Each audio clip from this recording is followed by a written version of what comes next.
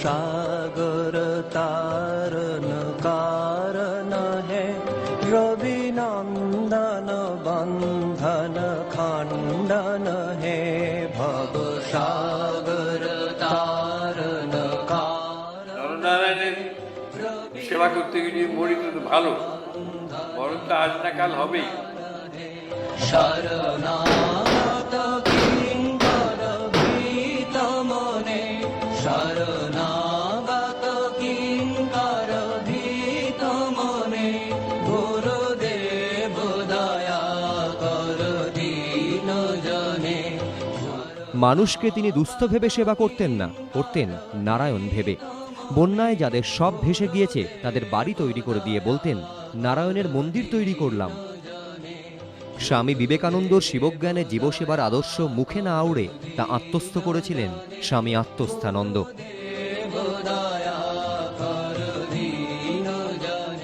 বিবেকানন্দর আদর্শ শিবজ্ঞানে জীবসেবা আপনি সারা জীবন অনুসরণ করেন।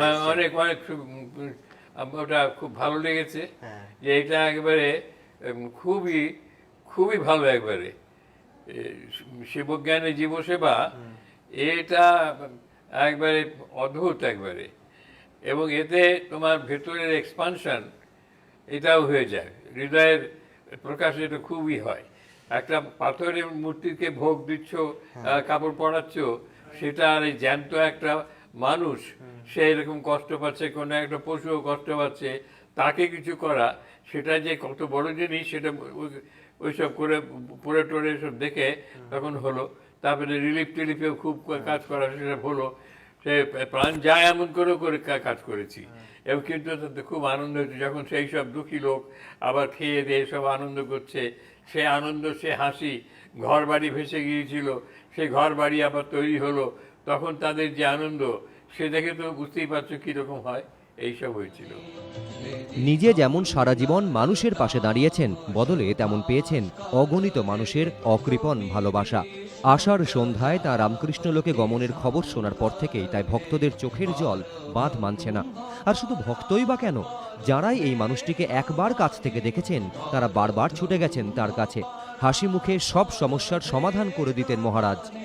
ঘনিষ্ঠরা বলেন, স্বামী আত্মস্থানন্দর ঝুলিতে মণিমুক্তর মতো যেসব অভিজ্ঞতা ছিল তা শুনতে শুনতে কোথা দিয়ে যে সময় কেটে যেত বোঝাই যেত না। 1938-এর 14ই জানুয়ারি বেলুড় মঠে সেদিন নতুন শ্রীরামকৃষ্ণ মন্দিরের শুভ উদ্বোধন। ঠাকুরের পুরনো মন্দির থেকে আত্মারামের কৌটো মাথায় নিয়ে বেরিয়ে এলেন স্বামী বিজ্ঞানানন্দ। ভাবে বিভোর, তিনি চলতেই পারছেন না। শঙ্করানন্দ মহারাজের মাথায় তুলে দিলেন পুত অস্থির সেই কৌটো। তারপর তার কাঁধে হাত রেখে লাল কার্পেটের ওপর দিয়ে ধীরে ধীরে চলতে লাগলেন। সেদিনের সেই অনুষ্ঠানে সাক্ষী ছিলেন বছর 20-র সত্যকৃষ্ণ ভট্টাচার্য। তিনিই পরবর্তীকালে রামকৃষ্ণ মঠ ও মিশনের পঞ্চদশ সংঘাধ্যক্ষ স্বামী আত্মস্থানন্দ মহারাজ।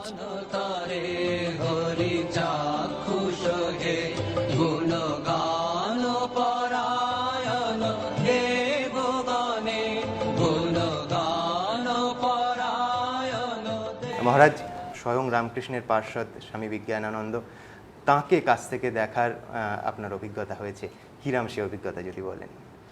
তাকে কেমন দেখেছি একটা ঘটনাই বলবো। মন্দির প্রতিষ্ঠার পরে উনি ঘরে ফিরে এসেছেন, তখনও বসেননি, দাঁড়িয়েই আছেন। ঘরে কয়েকজন ছিলেন, আমিও সেখানে ছিলাম। তা তখন তাকে বোধহয় ভরত মহারাজ জিজ্ঞেস করলেন যে, আপনাকে যে স্বামীজি বলেছিলেন যে এইখানে রামকৃষ্ণের মন্দির এটা করতে করে ওপেনিং টোপনিং করার কথা, তা আপনি করলেন, তা এখন কি স্বামীজি দেখলেন, কি হলো, কি বুঝলেন? তো উনি যখন বললেন, উত্তর দিলেন, আমি তখন দাঁড়িয়ে ছিলাম ওর ঘরে ওখানটায়। উনি বললেন যে হ্যাঁ, আমি ঠাকুরের পুষ্পাঞ্জলি ইত্যাদি দিয়ে আমার যে করার করে প্রতিষ্ঠা হয়ে গেল, তখন দেখছি মন্দিরের যে ওপরে গোল থাকে সেখানটায় ওপরে স্বামীজি, রাজা মহারাজ এরা সব দাঁড়িয়ে দেখে প্রণাম করছেন। 1938 সালের 14ই জানুয়ারির কথা আপনি বলছেন, একটু যদি এই আত্মারামের কৌটো প্রতিষ্ঠা এই ঘটনাগুলো একটু বলেন, সেই মুহূর্তে কারা কারা ছিলেন, কিরকম ভাব সকলেই সমারোহ ছিলেন, হয়েছিল? বিজ্ঞান মহারাজ তো করলেন, হ্যাঁ, আর তো সকলেই ছিলেন, সকলেই প্রণাম করলেন, আনন্দ করলেন খুব। তারপর তো কীর্তন টীর্তন সব খুব হলো। হ্যাঁ। কিন্তু যেটা অদ্ভুত ব্যাপার সেটা হচ্ছে এইতে, হ্যাঁ। যেবারে তোমাকে প্রশ্ন করা হলো যে স্বামীজি যে বলেছিলেন তো কি দেখলেন, বলে হ্যাঁ দেখলাম, তখন ওপর থেকে উনি দেখে প্রণাম করছেন। আগের নাম ছিল সত্যকৃষ্ণ ভট্টাচার্য। জন্ম 1919 সালের 5ই মে, বুদ্ধ পূর্ণিমার দিন, ঢাকার কাছে সাবাজপুরে মামার বাড়িতে। বাবা শ্রী রামনারায়ণ ভট্টাচার্য ছিলেন বাংলাদেশের দিনাজপুরের বাসিন্দা এবং দিনাজপুরের রাজার সভা পণ্ডিত।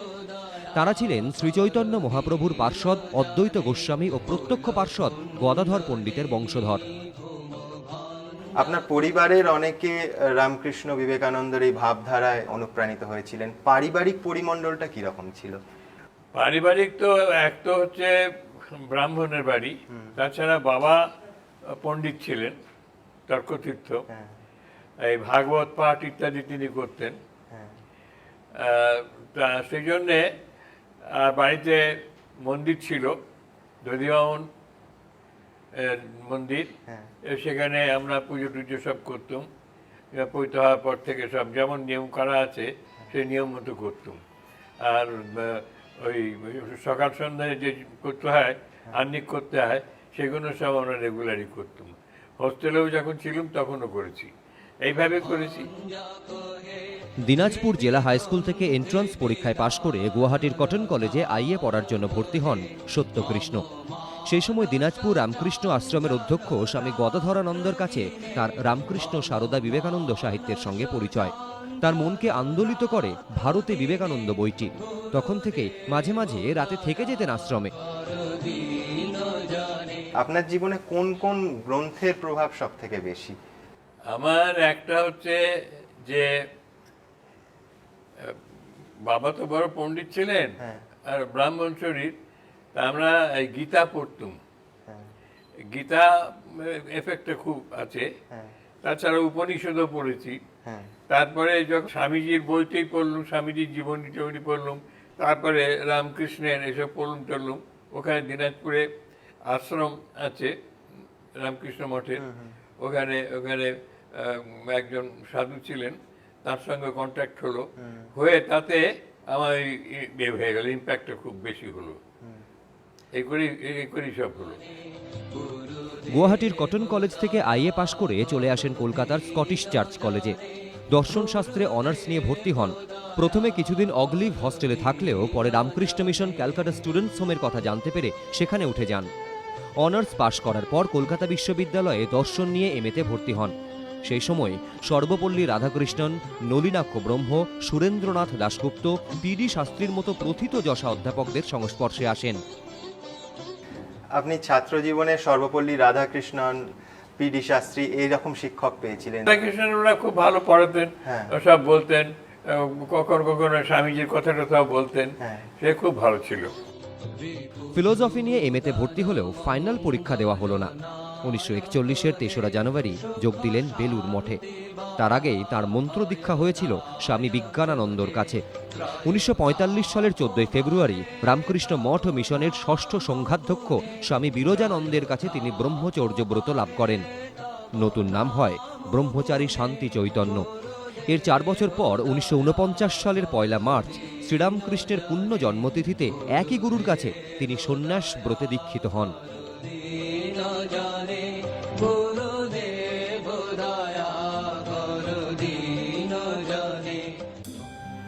ছাত্রাবস্থায় স্বামী অচলানন্দের কথা অনেক শুনেছিলেন। একবার খবর পেলেন তিনি বেলুর মঠে এসে আছেন।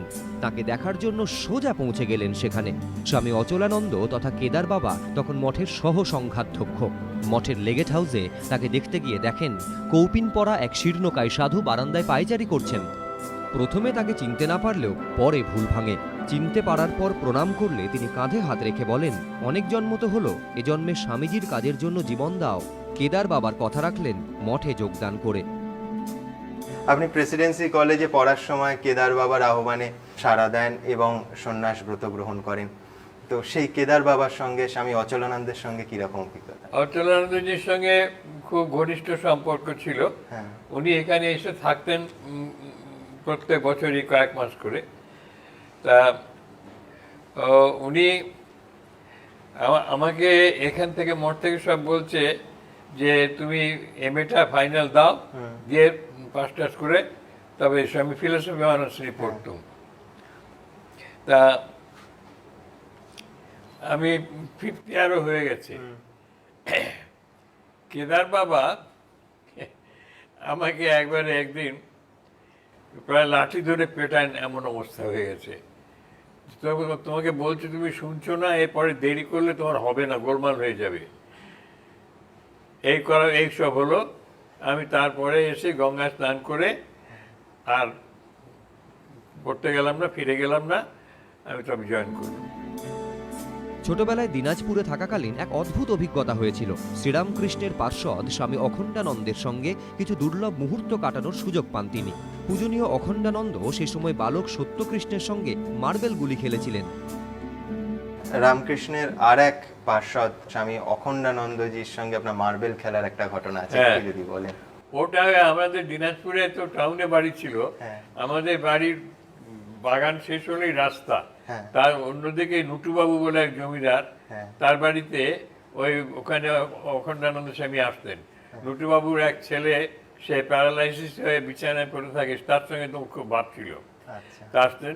তো ওখানে ওই বাড়িতে ঢোকার আগে এদিকে একটা বড় লোকের বাড়ি, জমিদারের বাড়ি, আর এইদিকে ওদের বাড়ি, মাঝখানে একটা রাস্তা আছে। তো সেই রাস্তায় উনি আসতেন যখন, তখন আমরা সব ওখানে যেতাম ওর সঙ্গে, উনি আমাদের সঙ্গে মার্বেল খেলতেন। এই মজা। আর এছাড়া আমরা এর মধ্যে কোনো অন্য কিছু বুঝি টুঝিনি, এইরকম করতেন। তখন আপনার কিরকম বয়স? তখন তো স্কুলে পড়ি, ক্লাস 6-এ পড়ি কি 7-এ পড়ি, এরকম মাত্র। পরবর্তীকালে যখন অখণ্ডানন্দজি সেই বোধ, সেই জ্ঞান হলো, তখন কিরম লেগেছিল? তখন তো বুঝলাম যে অন্যরকম।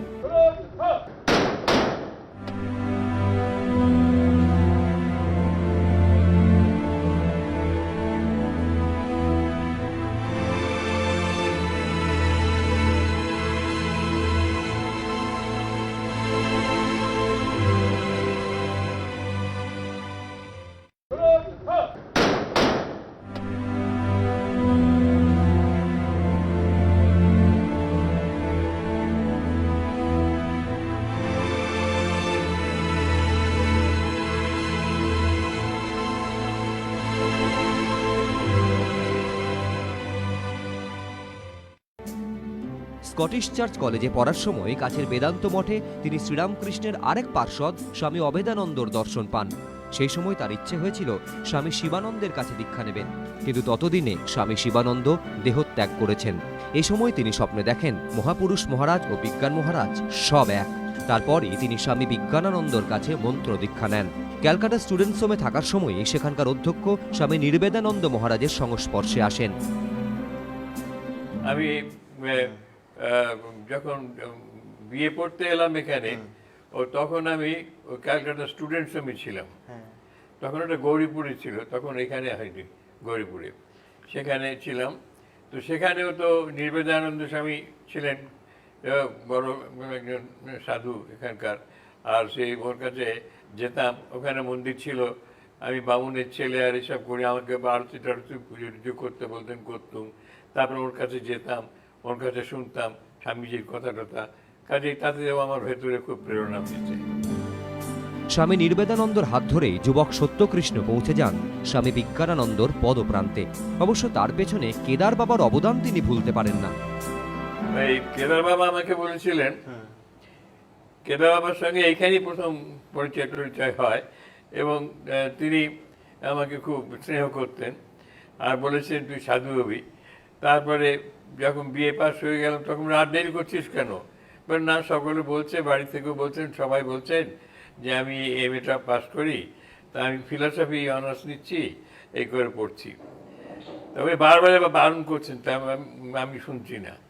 তারপরে হলো কি, উনি শেষটায় আমাকে একদিন ধরে মারতে আরম্ভ করেছেন একবারে, তুই এত করে বলছিস, তুই শুনছিস না কথা, তোকে মেরে ফেলবো একবারে। এই হয়ে তখন আমি এখান থেকে গেলাম। সন্ন্যাসব্রত নেয়ার সময় পরিবারের দিক থেকে কোনো বাধা বা আপত্তি আসেনি? সন্ন্যাস নেবার সময় ওরা একটু মনে ওদের লেগেছিল, আমি বড় ছেলে, প্রথম ছেলে, তার জন্যে মনে একটু হয়েছিল, কিন্তু কোনো তার জন্য যে কোনো একটা খুব বড় রকমের কিছু করা তা কিছু করেনি।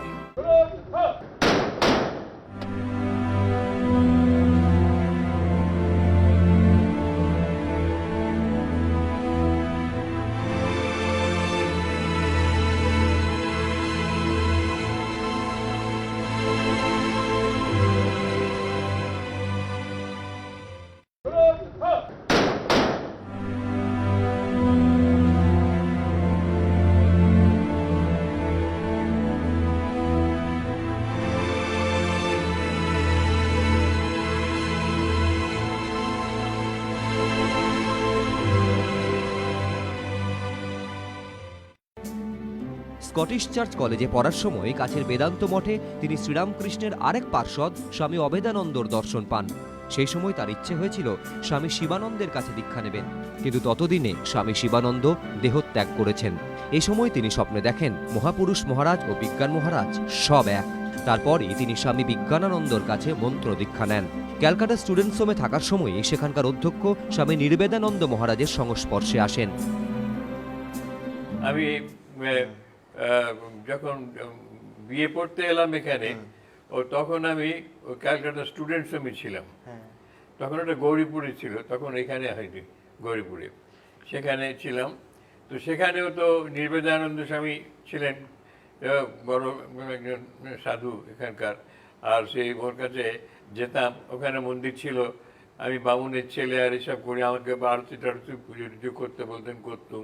তারপর ওর কাছে যেতাম, ওর কাছে শুনতাম স্বামীজির কথা টথা, কাজেই তাতেও আমার ভেতরে খুব প্রেরণা দিচ্ছে। স্বামী নির্বেদানন্দর হাত ধরেই যুবক সত্যকৃষ্ণ পৌঁছে যান স্বামী বিজ্ঞানানন্দর পদপ্রান্তে। অবশ্য তার পেছনে কেদার বাবার অবদান তিনি ভুলতে পারেন না। এই কেদার বাবা আমাকে বলেছিলেন, কেদার বাবার সঙ্গে এইখানেই প্রথম পরিচয় হয়, এবং তিনি আমাকে খুব স্নেহ করতেন আর বলেছেন তুই সাধু হবি। তারপরে যখন বিয়ে পাস হয়ে গেলাম, তখন আর দেরি করছিস কেন? না, সকলে বলছে, বাড়ি থেকেও বলছেন, সবাই বলছেন যে আমি এমএটা পাস করি, তা আমি ফিলসফি অনার্স নিচ্ছি, এই করে পড়ছি। তবে বারবার বারণ করছেন, তা আমি শুনছি না।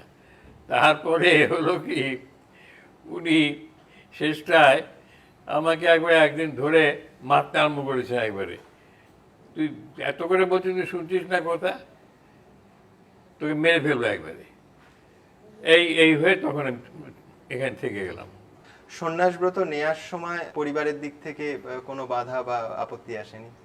সন্ন্যাস নেবার সময় ওরা একটু মনে ওদের লেগেছিল, আমি বড় ছেলে, প্রথম ছেলে, তার জন্যে মনে একটু হয়েছিল, কিন্তু কোনো তার জন্য যে কোনো একটা খুব বড় রকমের কিছু করা তা কিছু করেনি।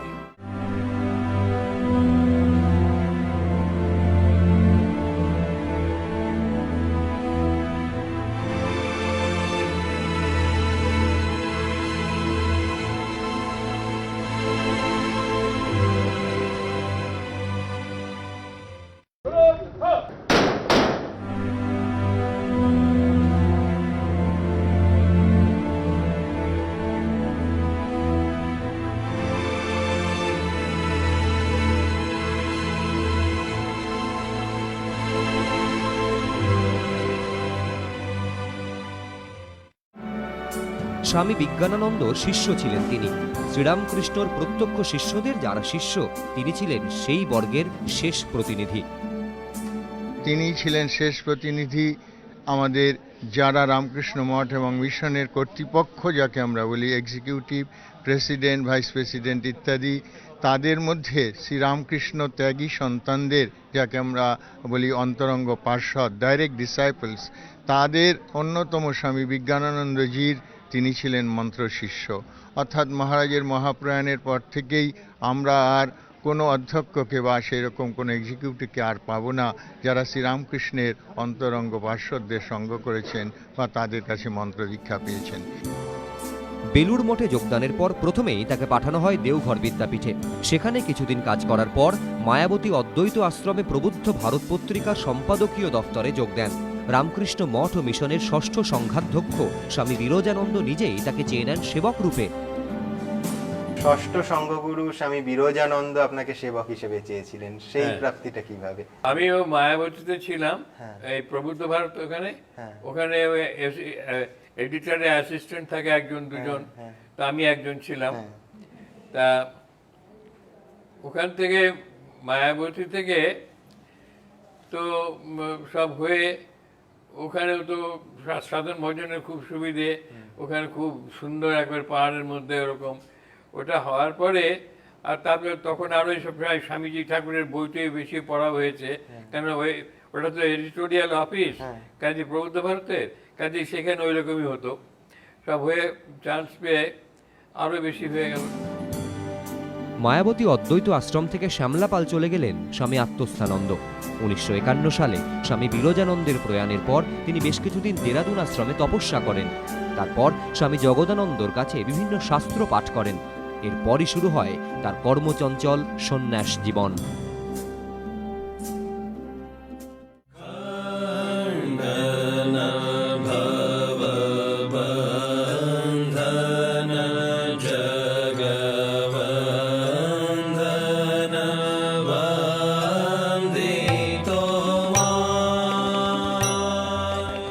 ঘনিষ্ঠ এবং ভক্তরা বলেন, রামকৃষ্ণ বিবেকানন্দর আদর্শ মেনে নিজের জীবনের শেষ মুহূর্ত পর্যন্ত কাজ করে গিয়েছেন স্বামী আত্মস্থানন্দ। সার্থক করেছেন স্বামীজির সেই বাণী।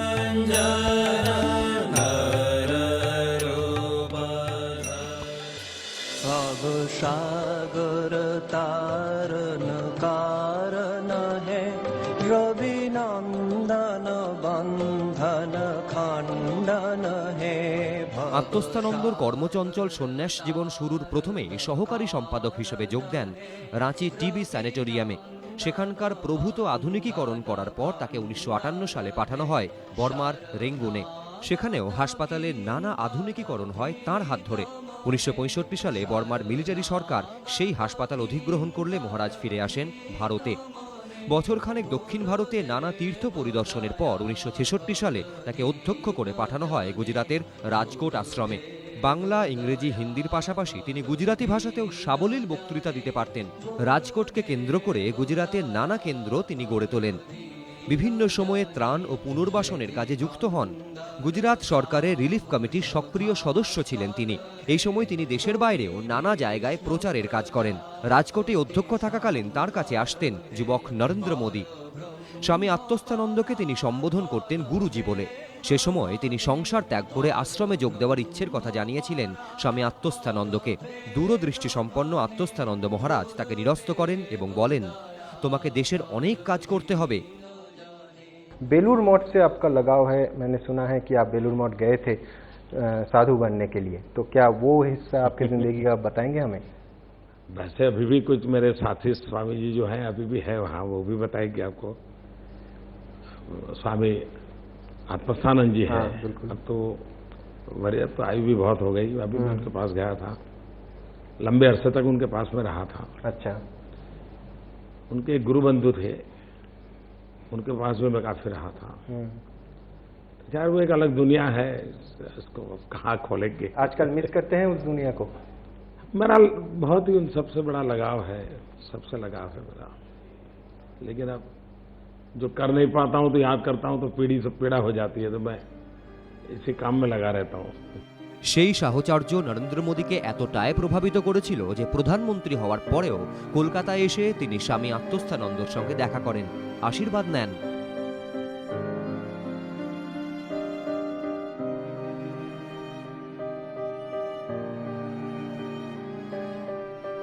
রামকৃষ্ণ মঠ ও মিশনের অধ্যক্ষে রামকৃষ্ণ লোকে গমনের খবর পেয়েও গভীর শোক প্রকাশ করেছেন প্রধানমন্ত্রী।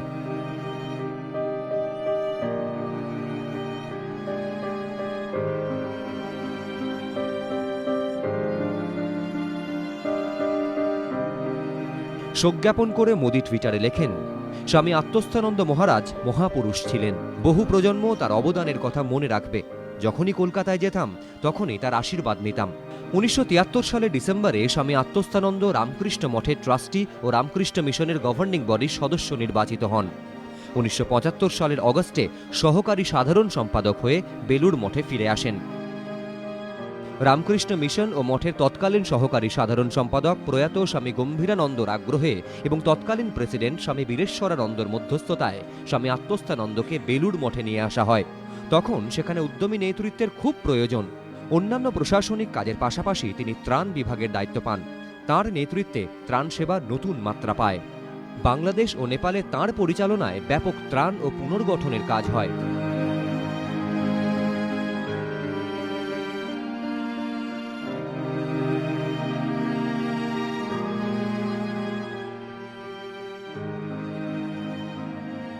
আজও যে কোনো রকমের প্রাকৃতিক বিপর্যয়, সেটা সুনামি থেকে শুরু করে দুর্ভিক্ষ, বন্যা, সবার আগে রামকৃষ্ণ মিশনের সন্ন্যাসীরা পৌঁছে যায়। তো কিভাবে এই ত্রাণ কার্যের সঙ্গে মিশনের আধ্যাত্মিক কাজকর্মকে মিলিয়ে দিয়েছেন আপনি? এটা তো আধ্যাত্মিক ভাবনা থেকে করি আমরা। যে নারায়ণকে ফুল দিয়ে চন্দন দিয়ে পুজো করি, সেই নারায়ণই সকলের মধ্যে আছেন। সেই নারায়ণ যে সন্তুষ্ট যে নারায়ণ, আমি নারায়ণকে সেবা করছি এইরকম ভাবে, এই ভাব থেকে করি আমরা। আমরা অন্য কোনো কিছুর জন্য করি না।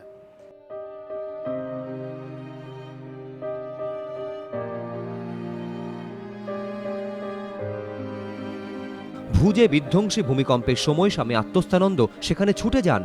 তখন তিনি ভাইস প্রেসিডেন্ট, নিজে দাঁড়িয়ে থেকে তদারকি করেন ত্রাণবিলি ও উদ্ধারের কাজ। দুর্যোগ বিপর্যয়ের খবর পেলেই সন্ন্যাসীদের বলতেন, তৈরি হও। সেই সঙ্গে বুঝিয়ে দিতেন, ত্রাণবিলি এবং উদ্ধারের কাজে জীবনের ঝুঁকি এলেও পিছিয়ে আসা চলবে না। অনেক সময় তো আপনাদেরও প্রাণ সংশয় হয়, খুব কষ্ট হয়, কষ্ট হয়, ভীষণ কষ্ট হয়। কষ্ট কি, অসুখও হয়েছে, ডাক্তারের কাছে গিয়ে হাজির হতে হয়েছে। তা হোক, মরে যাবো, তাতে কি হয়েছে? নরনারায়ণের সেবা করতে গিয়ে যদি মরি তো ভালো, মরণ তো আজ না কাল হবেই। এইটুকু করতে পারলে তো খুব ভালো।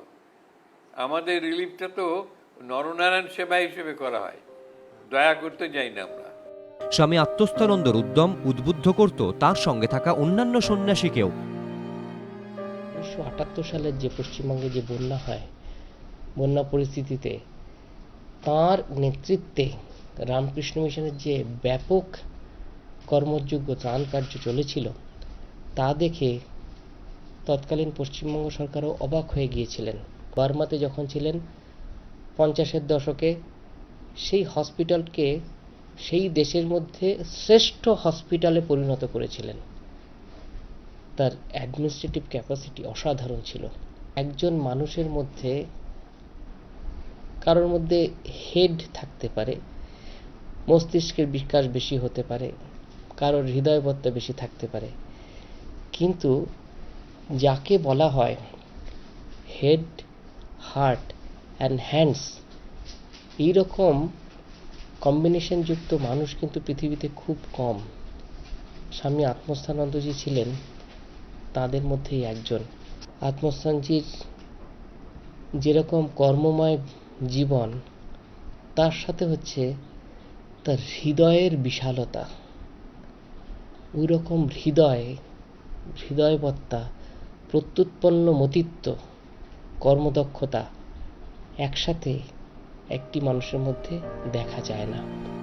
স্বামী আত্মস্থানন্দ সংস্পর্শে যারা এসেছেন তারাই তার মধ্যে দেখেছেন এক যথার্থ বীরকে, এক নির্ভীক সৈনিককে, যিনি পরবর্তী জীবনে রামকৃষ্ণ বিবেকানন্দ বাহিনীর সেনাপতির দায়িত্ব নিয়ে তাদের উপদেশ আক্ষরিক অর্থে নিজের জীবনে রূপায়িত করেছেন।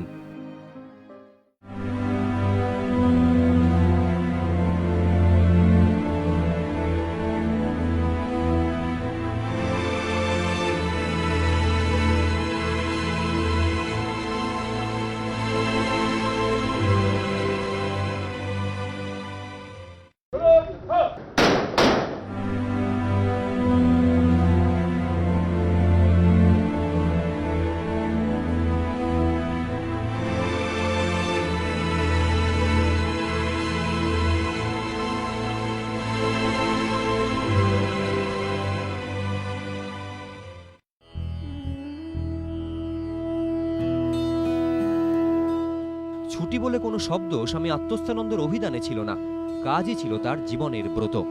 ঘনিষ্ঠরা বলেন একান্তে তিনি সবসময় জপ করতেন, কিন্তু তার থেকেও বেশি তৃপ্তি পেতেন মানুষের জন্য কিছু করতে পারলে।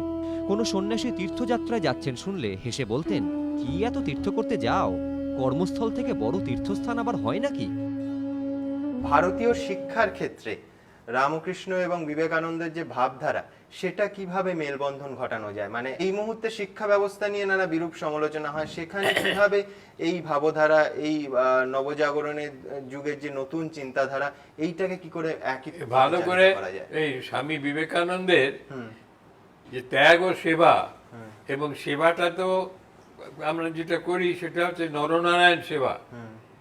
আমরা মানুষ বলেই করি না, নারায়ণের মধ্যে এই অবস্থায় এসেছেন, এই হিসাবে সেবা করি। তো সেইটাই, সেই ভাবটা, সেই আদর্শটা রাখতে হবে, করলেই তো খুব ভালো। তো রিলিফ করতে এখনও আমরা যাই, অনেক কষ্ট পাই। আমার জীবনে আমি অনেক রিলিফে গেছি, অনেক কষ্ট পেয়েছি, দুর্ভিক্ষে রিলিফে গেছি, ফ্লাডে হয়ে গেছি, তারপরে আগুন দিয়ে পুড়ে গেছে সমস্ত, সেসব জায়গায় গেছি, খুব করেছি এবং করে আনন্দ পেয়েছি। যখন একটা মানুষ মরে যাচ্ছিল, পড়ে যাচ্ছিল, খেতে পারছিল না, এই হচ্ছিল, তারপর তখন তার যখন জীবনটা ফিরে এসেছে, তার পুরে ঘরটা নতুন করে তৈরি হয়েছে, ও দেখে কীরকম লাগবে। এতে যে কি তৃপ্তি এবং কি আনন্দ, এটা না করলে লোকে বুঝতে পারবে না। একবার ত্রিপুরায় স্বামী আত্মস্থানন্দর দীক্ষাদানের কর্মসূচি ছিল। এর মধ্যে মহারাজের কানে আসে দীক্ষা প্রত্যাশীদের একজন ক্যান্সার আক্রান্ত। স্বামী আত্মস্থানন্দ তার বাড়ি গিয়ে তাকে দীক্ষা দিয়ে আসেন।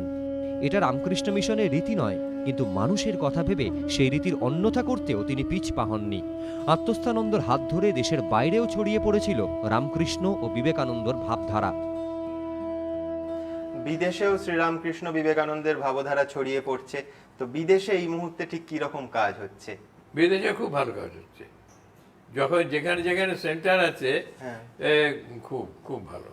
আমি গেছিও, দেখেও এসেছি, সব জায়গাতেই ভালো কাজ হচ্ছে। তিনি শুধু দক্ষ সংগঠকই ছিলেন না, সহজেই লোকেদের আপন করে নিতে পারতেন।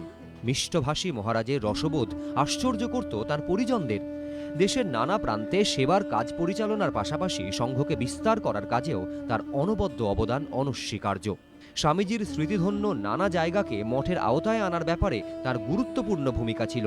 অনেকে বলেন স্বামীজির সময় থেকে রামকৃষ্ণ মিশন ত্রাণ কার্য চালিয়ে আসছে, তবে একে প্রাতিষ্ঠানিক রূপ দেন স্বামী আত্মস্থানন্দই।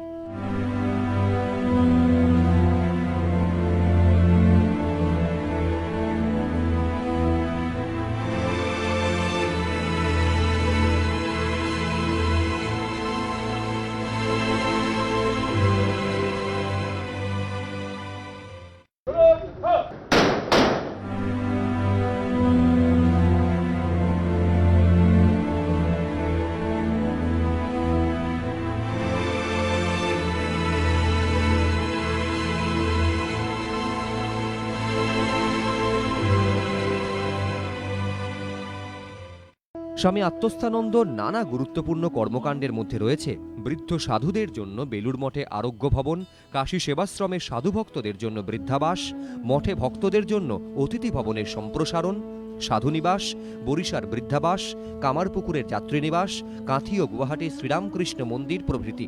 অরুণাচল প্রদেশের ইটানগর এবং তৎকালীন মধ্যপ্রদেশের বস্তারে উপজাতিদের জন্য নতুন কেন্দ্র তৈরিতে তার সক্রিয় উদ্যম ছিল। 1982 সালে তাঁরই উৎসাহে কামারপুকুরে মোবাইল ডিসপেন্সারি এবং বিনা ব্যয়ে চোখের ছানি অপারেশন আরম্ভ হয়, যা আজও চলছে।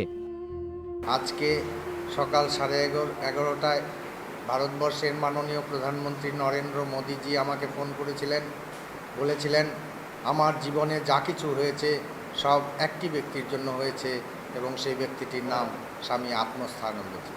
আমার জীবনে একটা বিরাট অপরিণীয় ক্ষতি হয়ে গেছে, বোধ করি এই জীবনে স্বামী আত্মস্থানন্দজির মতো দ্বিতীয় ব্যক্তির সান্নিধ্য, পরিচর্যা আমি আর পাব না।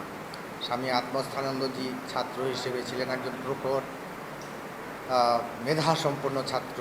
স্বামী আত্মস্থানন্দজি মহারাজ যখন সন্ন্যাস নিলেন তখন তার শিক্ষাগুরু ডক্টর সর্বপল্লী রাধাকৃষ্ণান, যিনি কখনো ভারতবর্ষের রাষ্ট্রপতি ছিলেন বা তখন ওরা ভারতবর্ষের রাষ্ট্রপতি ছিলেন, গিয়েছিলেন স্বামী আত্মস্থানন্দজি তার সঙ্গে দেখা করতে। সর্বপল্লী ডক্টর রাধাকৃষ্ণন সোফাতে বসেছিলেন। আত্মস্থানন্দজিকে দেখে, সেই মুন্ডিত মস্তক সন্ন্যাসীকে দেখে তিনি সসম্ভ্রমে উঠে দাঁড়িয়েছিলেন। আত্মস্থানন্দজি মনে করেছিলেন যে মাস্টারমশাই আমাকে চিনতে পারেননি, তাই আত্মস্থানন্দজি বলেছিলেন, sir, couldn't you place me? I am your student. Doctor Sarvepalli Radhakrishnan তার পূর্বাশ্রমের নামটি সাথ বলে দিলেন। সাথে সাথে বলবার পর আত্মস্থানন্দজি স্তম্ভিত হয়ে গেলেন। বলল, তথাপি আপনি উঠে দাঁড়ালেন আমাকে দেখে, আমি আপনার ছাত্র। ডক্টর রাধাকৃষ্ণন বললেন, then you were my student, I was your guru, now you are my guru and I am your student. তখন তুমি ছাত্র ছিলে, আমি শিক্ষক ছিলাম। আজ তুমি দশনামী সম্প্রদায়ের সন্ন্যাসী, তুমি জগৎগুরু, আর আমি তোমার শিষ্য। স্বামী আত্মস্থানন্দ বলতেন তার 3টি পরম ইচ্ছা। 1, একটি বড় হাসপাতাল গড়ে তোলা। 2, শ্রীরামকৃষ্ণের এক বিরাট বিশ্বজনীন মন্দির প্রতিষ্ঠা করে সেখানে আলোচনা, ভজন, ধ্যান ইত্যাদির মাধ্যমে তার মতাদর্শ প্রচারের আয়োজন করা। 3, আত্মিক উত্তরণ এবং মুক্তির জন্য সকলকে রামকৃষ্ণ মন্ত্রে দীক্ষা দেওয়া। এই 3টি অভীষ্টই তিনি পূরণ করে গিয়েছেন। রেঙ্গুনে তিনি একটি চমৎকার হাসপাতাল তৈরি করান। রাজকোটে তিনি শ্রীরামকৃষ্ণের এক সুন্দর বিশ্বজনীন মন্দির নির্মাণ করিয়েছিলেন। হাজার হাজার ভক্তকে তিনি শ্রীরামকৃষ্ণ মন্ত্রে দীক্ষা দেন, যে মন্ত্রের বন্দনায় স্বামী বিবেকানন্দ গিয়েছিলেন তার প্রসিদ্ধ আরাত্রিক স্তোত্র। যুবকদের জন্য বিশেষ পক্ষপাতিত্ব ছিল স্বামী আত্মস্থানন্দর। তিনি যুবকদের সঙ্গে ঘণ্টার পর ঘণ্টা সময় কাটাতেন, তাদের নানা প্রশ্নের উত্তর দিতেন। স্বামী আত্মস্থানন্দর উপস্থিতি এবং কথা মানুষকে প্রবল অনুপ্রেরণা দিত। তার দৃপ্ত কণ্ঠস্বর কিভাবে সরাসরি শ্রোতার হৃদয়কে মথিত করত, সেটা বেলুড় মঠে কিংবদন্তিতে পরিণত হয়েছে। যারাই স্বামী আত্মস্থানন্দ সংস্পর্শে এসেছেন তারাই বলবেন পৌরুষ কিভাবে তার আচরণে, চলাফেরায়, কথায়, বার্তায়, কণ্ঠস্বরে, ভক্তিতে, ভালোবাসায় নিহিত ছিল, কিভাবে তা তার ব্যক্তিত্বের অবিচ্ছেদ্য অংশ হয়ে উঠেছিল। স্বামী বিবেকানন্দর মতোই তিনিও প্রয়োজনে কঠোর তিরস্কার করতেন, কিন্তু সেই তিরস্কারের পরে মিলত তার কোমল স্নেহময় স্পর্শ।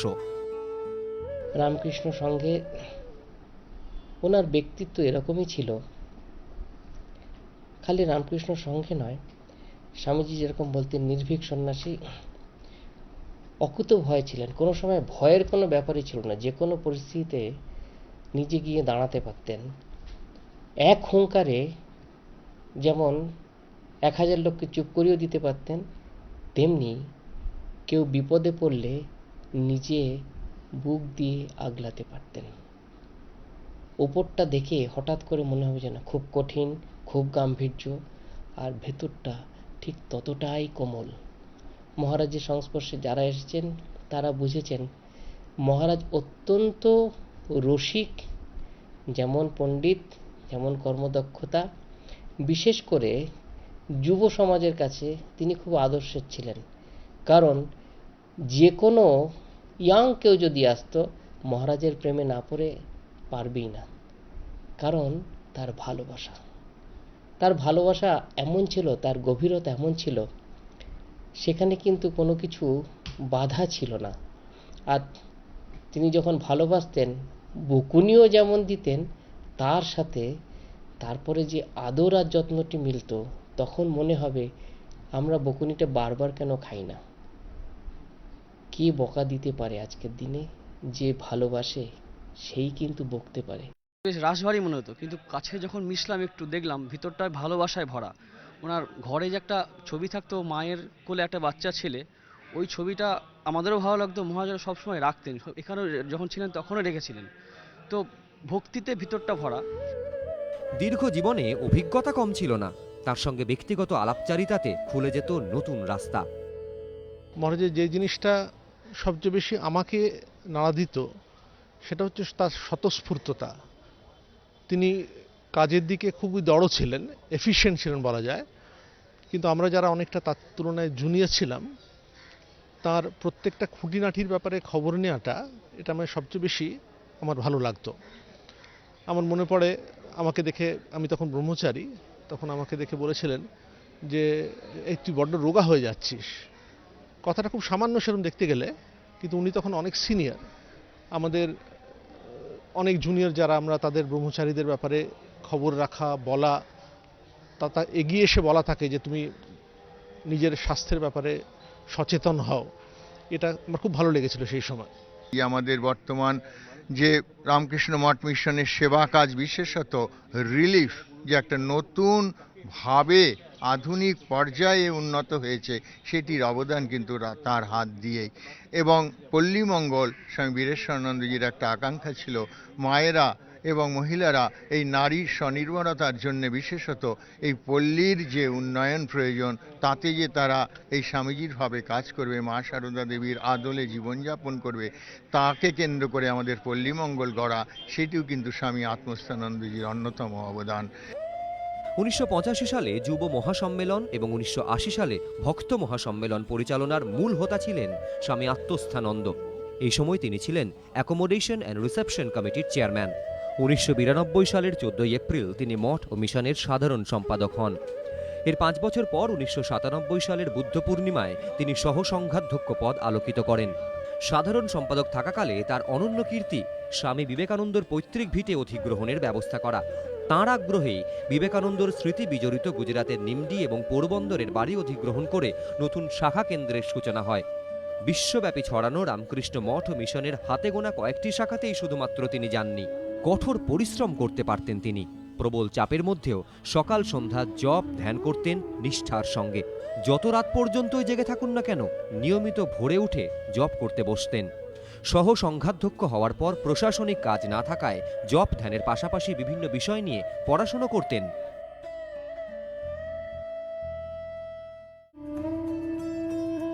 2007 সালে 3রা ডিসেম্বর সর্বসম্মতিক্রমে রামকৃষ্ণ মঠ ও মিশনের 15তম সংঘাধ্যক্ষ হন স্বামী আত্মস্থানন্দ। যেন সম্পূর্ণ হয় একটা বৃত্ত। শ্রীরামকৃষ্ণ, মা সারদা ও স্বামী বিবেকানন্দর ভাবধারায় উদ্বুদ্ধ এক কিশোর সেই ভাবধারাকে মানুষের মধ্যে ছড়িয়ে দিতে উৎসর্গ করেন নিজের জীবন। এখনকার আমাদের যে প্রজন্ম, তা সেইভাবে অনুপ্রাণিত হচ্ছে না, সামনে সেরকম আদর্শ নেই এবং অনেকটা অবমূল্যায়ন হয়েছে। এটা নতুন করে হয়নি, চিরকালই আছে। এইটাই তো মনুষ্যত্বর গোলমাল, এই মায়ার জগৎ। ভগবানই তো এটা খেল করেছেন, এ তো আছেই। কিন্তু আবার কত লোক এই ঠাকুর, মা, স্বামীজি, এদের এই যুগাবতার, এবং ঠাকুর যুগাবতার মানে কি, অবতার বরিষ্ঠায় রামকৃষ্ণায় তে নমঃ। আজ পর্যন্ত যত অবতার এসেছেন তার মধ্যে রামকৃষ্ণ সবচেয়ে বড়। আর স্বামীজি সেই কাজ, এই অবতারের যে প্লে এবং তার যে রিয়ালিটিক যে কাজটা করতে হবে দেখিয়ে গেছেন, সেইটা স্বামীজি করে গেছেন। দিনরাত অক্লান্ত পরিশ্রম করতেন, কিন্তু তাকে কেউ কখনো ক্লান্ত বা কখনো রাগতে দেখেননি। কারণ জিজ্ঞেস করলেই হাতে থাকা স্বামী বিবেকানন্দর বাণী সম্বলিত বই দেখিয়ে বলতেন, সব সমস্যার সমাধান তো হাতে নিয়ে ঘুরছি, এরপর আবার চিন্তিত হব কেন? হ্যাঁ, স্বামী আত্মস্থানন্দর কাছে সব সমস্যার সমাধান ছিল স্বামী বিবেকানন্দর জীবনী ও বাণী। নিজে যেমন পড়তেন, সবাইকে তেমন পড়ার পরামর্শ দিতেন। বলতেন, এই ভাবধারায় নতুন দিশা দেখাতে পারে। এই মুহূর্তে দেশ একটা অশান্ত সময়ের মধ্যে দিয়ে যাচ্ছে, কিভাবে রামকৃষ্ণ বিবেকানন্দের ভাবধারা দেশকে একটা নতুন দিশা দেখাতে পারে? ও স্বামীজির বই পড়ুক ভালো করে, স্বামীজির যে সমস্ত ডিসকাশন আছে, বলা আছে, সেইগুলো যদি মানুষ পড়ে, এবং পড়ার ব্যবস্থা সব ভিন্ন ভিন্ন জায়গা থেকে করা হয়, তারপরে এই টিভিতে, রেডিওতে এই স্বামীজির এই সমস্ত কথা বলা হয়, কিছু লোক শুনবে না, বুঝবে না, কিন্তু বহু লোকে রেসপন্ড করবে এবং তাতেই হবে। আর বিশেষ করে যারা এই গভর্নমেন্টে কাজ করে, বড় বড় বিজনেস করে, এই সমস্ত করে, তাদেরও এই যদি এইগুলো সমস্ত জানা হতে হয়, তাহলে জীবনে একটা নতুন আলো তারা দেখতে পাবে এবং সেই আলোতে তারা এগোতে থাকবে। যিনি মানুষের পাশে দাঁড়িয়ে নিজের জীবন সার্থক মনে করতেন, তার হৃদয়ে যে হিংসা, হানাহানি দেখে রক্তাক্ত হবে, এটাই স্বাভাবিক। স্বামী আত্মস্থানন্দ সবসময় বলতেন, রামকৃষ্ণ ও স্বামী বিবেকানন্দর ভাবধারায় গোটা বিশ্বকে শান্তির পথ দেখাতে পারে। গোটা বিশ্বব্যাপী এখন সন্ত্রাসবাদ একটা মুখ্য চ্যালেঞ্জ। এই ভাবধারা থেকে নিশ্চয়ই শান্তির পথ বিশ্ব পেতে পারে। স্বামীজির বই সব জায়গাতে চালু করা, স্বামীজি যে ম্যান মেকিং, হ্যাঁ, এই মানুষের মধ্যে ভগবানকে দেখা, এই চার্চে যাই, মন্দিরে যাই, মসজিদে যাই, কিন্তু এই যে জ্যান্ত ভগবান, এই জ্যান্ত ভগবান মনে করে জীবনে সব করলেই তাহলেই হবে। রামকৃষ্ণ মিশনের এক এবং একমাত্র উদ্দেশ্য ছিল মানব সেবা। মানুষের মধ্য দিয়ে ঈশ্বরকে কল্পনা করে নিঃস্বার্থভাবে তার সেবায় নিজেকে সঁপে দেওয়া। রামকৃষ্ণ মিশনের দায়িত্বে এসে এই উদ্দেশ্যকে আরো ব্যাপকভাবে ছড়িয়ে দেন স্বামী আত্মস্থানন্দ। আপনি রামকৃষ্ণ মিশনের প্রায় সমস্ত কেন্দ্রে গেছেন, তো কিভাবে এই যে এখন মিশন যে পথে চলছে সেবা এবং কর্মযোগের পথে, তার মূল চালিকা শক্তিটা কি বলে আপনার মনে হয়? এ তো স্বামীজি যা বলেছে, নরনারায়ণ সেবা। মন্দিরে এরকম ছবি রেখে মূর্তি রেখে করি, সেটা কল্পনা করে নেই যে এর মধ্যে সেই দেবতা ভগবান আছেন। আর এই যে জ্যান্ত ভগবান, এই ভগবান নরনারায়ণ, আমরা সেবা করি ওই গরিব দুঃখী বলে না, নারায়ণ এই অবস্থায় আছেন। নারায়ণকে যেমন ফুলচন্দন দিই, এখন নারায়ণের জন্য খিচুড়ি করে দিতে হবে, কাপড় চোপড় নিয়ে নারায়ণকে কাপড় দিতে হবে, তার ঘর ভেঙে গেছে, ফ্ল্যাট হয়ে নষ্ট হয়ে গেছে, আগুন লেগে পুড়ে গেছে, তাকে ঘর মন্দির করে দিতে হবে, সেই রকম আর কি। রামকৃষ্ণ আন্দোলন মূর্ত হয়েছে রামকৃষ্ণ মিশন ও মঠের মধ্য দিয়ে। এই আন্দোলনের অপরূপ স্বাতন্ত্র্য হলো এটি এমন এক সম্প্রদায় যার কোনো সাম্প্রদায়িকতা নেই, কিংবা স্বামী বিবেকানন্দর কথায় এটি এমন এক গোষ্ঠী যার কোনো গোষ্ঠী সত্তা নেই। শ্রীরামকৃষ্ণ একই সঙ্গে ইসলাম ধর্ম এবং খ্রিস্ট ধর্ম উপাসনা করেছিলেন। এখন যখন দেখেন যে ধর্ম রাজনীতি মিশে যাচ্ছে, অন্য ধর্মের প্রতি বিতৃষ্ণা এবং ঘৃণা বর্ষিত হচ্ছে, তো আমাদের তো কোনো ঘৃণা নেই। সহিষ্ণুতার ধর্মটা কি? না, আমাদের তো কোনো ঘৃণা নেই। আমরা খ্রিস্টানকে বলি না তুমি হিন্দু হও, মুসলমানকে আমরা ধিক্কার করি না। এবং তোমরা জানো, আপনারা জানেন কিনা আমি জানি না, আমাদের এখানে খ্রিস্টানও আসে, আবার মুসলমানও দীক্ষা নেয়। মুসলমানের বাড়িতে ঠাকুরের পুজো হয়, এরকম অনেক বাড়ি আছে। এই কারণে স্বামী আত্মস্থানন্দর প্রভাব কোনো সম্প্রদায়ে আটকে ছিল না। তিনি যেমন জাতি ধর্ম না দেখে মানুষের পাশে দাঁড়াতেন, মানুষও তাকে অকাতরে ভালোবাসত। স্বামী আত্মস্থানন্দ রামকৃষ্ণ লোকে গমনের খবর পেয়ে রবিবার রাতেই বেলুড় মঠে ভিড় জমান অগণিত ভক্ত। অনেকে সারা রাত ঠায় দাঁড়িয়েছিলেন সেখানে। তাদের যন্ত্রণা ক্লিষ্ট মুখ চোখের জলই বুঝিয়ে দিচ্ছিল এই শোক খুব কাছের মানুষকে হারানোর। পয়লা বৈশাখে 7-8 দিন পরে এসে ওনাকে প্রণাম করে গেছি, তারপরে আর আসতে পারিনি। আমি স্বামী অসুস্থ, সাংসারিক বিপর্যয় হয়েছে, আমি ওনার কাছে আসতে পারিনি। আমার কাছে ভীষণ কষ্টদায়ক। আমাদের পরিবারের সবাই আমরা মহারাজজির আশীর্বাদ ভীষণভাবে অনুভব করেছি। 2000 সালে ওনার কাছে দীক্ষা নিয়েছিলাম কাশীপুর উদ্যানবাটিতে। তখন উনি আমাদের হাতে ধরিয়ে ধরিয়ে জপ কিরমভাবে করতে হয়, আমাদের তখন 16, আমার তখন বয়স 16, আমাদের যতজন ব্যাচের মধ্যে ছিল 16 থেকে 20-21 বছরের মধ্যে দীক্ষা নিয়েছিলেন। তার প্রয়াণের সঙ্গে একটা যুগের অবসান হলো, তবে থেকে গেল তার দেখানো পথ, তার আদর্শ, নিঃস্বার্থ মানব সেবার আদর্শ। যে আদর্শ বলে মুক্তির পথ শুধু ভক্তিযোগে নয়, ভক্তিযোগ ও কর্মযোগের মিশেলে। এই মুহূর্তে বিশ্বের মুক্তির পথ কি, ভক্তিযোগ না কর্মযোগ? ভক্তি কর্ম মিশিয়ে করতে হবে। এই যা আমাদের আছে, আমরা তো সন্ন্যাসী, ত্যাগী, আমাদের তো জপ করবো ধ্যান করবো এই তো কথা। তা নাহলে এইসব করি কেন? জপ করবো ধ্যান করবো যে নারায়ণের, সেই নারায়ণ তো এই জ্যান্ত নারায়ণ এই অবস্থা হয়ে আছেন। এইসব আদর্শ, এইসব ভাব রাখতে হবে। ভব সাগর তারন কারণ হে, রবি নন্দন বন্ধন খণ্ডন হে। ভব সাগর তারন কারণ। নারায়ণের সেবা করতে গিয়ে মরি তো ভালো, বরং তো আজ না কাল হবেই। শরণাগত কিঙ্কর ভীত মনে, শরণাগত কিঙ্কর ভীত মনে। গুরুদেব দয়া কর দীন জনে।